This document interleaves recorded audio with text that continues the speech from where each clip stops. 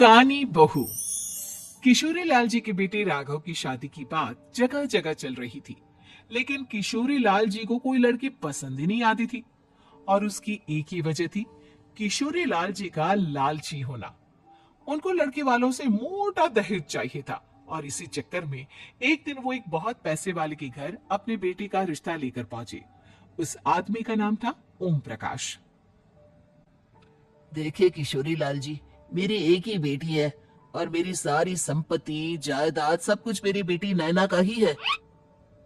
पापा, नाम से लगता है बहुत खूबसूरत होगी। कितना अच्छा नाम है ना, नैना। हाँ, वैसे बात तो सही है आपकी।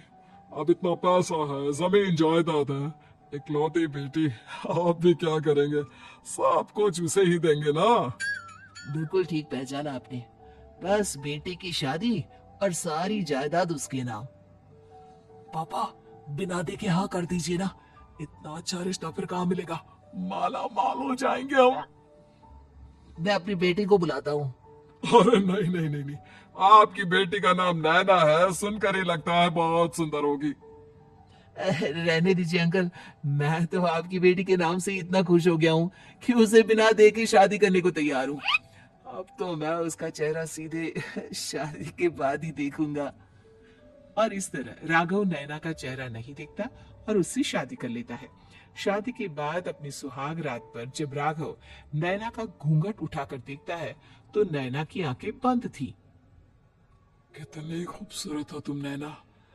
जरा अपनी आंखें खोलकर मेरी तरफ देखो तो सही। नहीं, मुझे शर्म आती है। अरे, मैंने तुम्हें शादी से पहले भी नहीं देखा, और अब अगर तुम आंखें खोलकर मुझे देखोगी भी नहीं तो मुझे अच्छा कैसे लगेगा? इससे पहले कि नैना अपनी आंखें खोलकर राघव की तरफ देखती, अचानक से लाइट चली गई और राघव नैना को पूरी तरह से देख भी नहीं पाया। अगली सुबह नैना राघव के लिए नाश्ता बनाकर लेकर आई।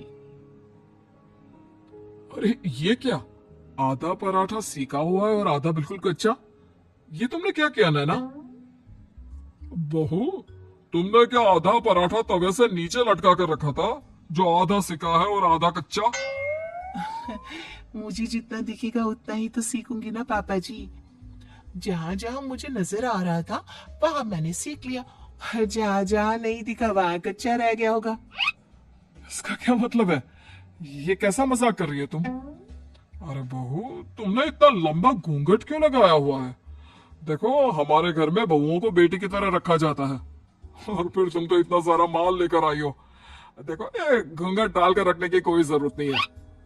हाँ नैना, पापा जी ठीक कह रहा है, तुम तो आराम से रहो, अपना ही घर समझो।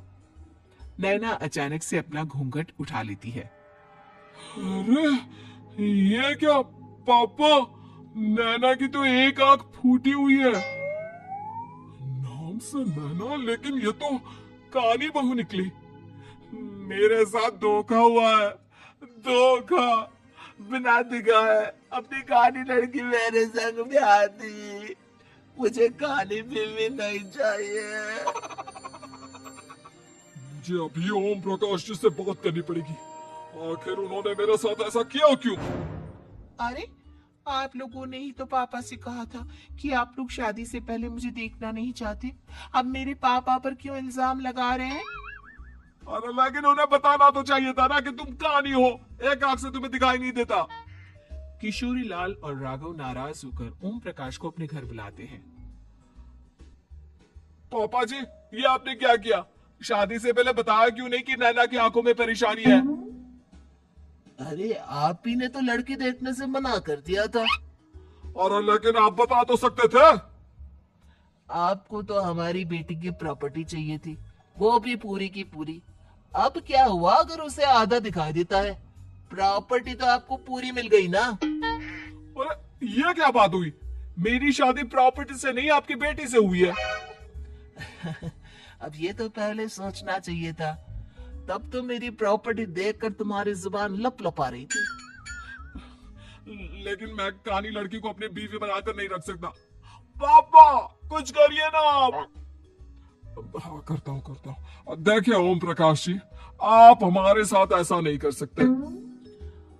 और तुम देखो, अगर तुमने मेरी बेटी से शादी तोड़ी ना, तो जो भी प्रॉपर्टी मैंने तुम्हें दी है वो तो पूरी की पूरी वापस ले लूंगा, और आधी प्रॉपर्टी तुम्हारी भी लूंगा। अरे मेरी आधी प्रॉपर्टी भला क्यों लेंगे आप? इसलिए क्योंकि मेरी बेटी को आधा नजर आता है, और उसकी नजर अभी तक तुम्हारी आधी जायदाद पर ही पड़ी है।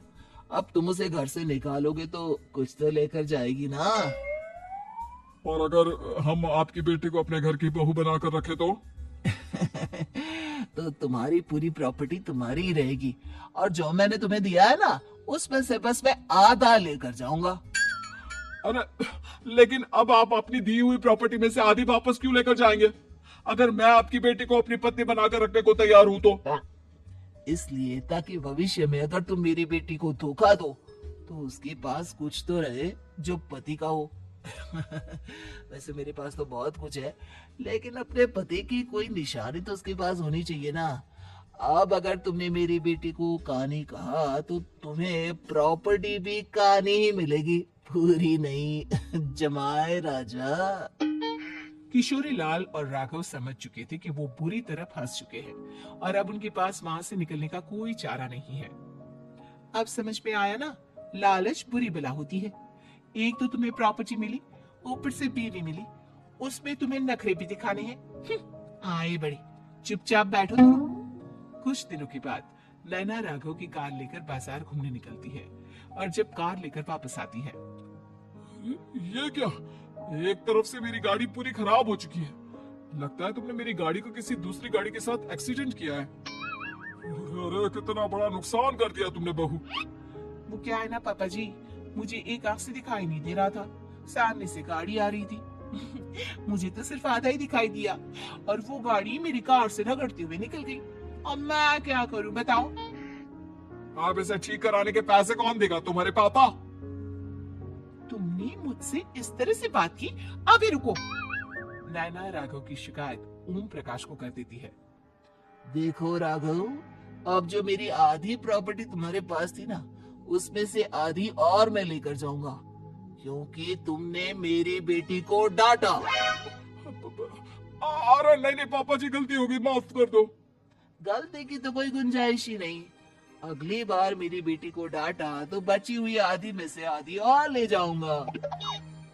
लालच के चक्कर में हम दोनों ने बहुत बड़ी गलती कर दी बेटा। एक तो तुम्हें कानी बहू मिली और ऊपर से जो माल मिला वो भी काना। इस तरह राघव की हर एक गलती पर ओम प्रकाश उसकी प्रॉपर्टी का आधा आधा हिस्सा लेकर अपना सारा माल वापस ले गया और राघव को कानी बीवी से काम चलाना पड़ा। भाई लालच वाकई में बुरी बला है।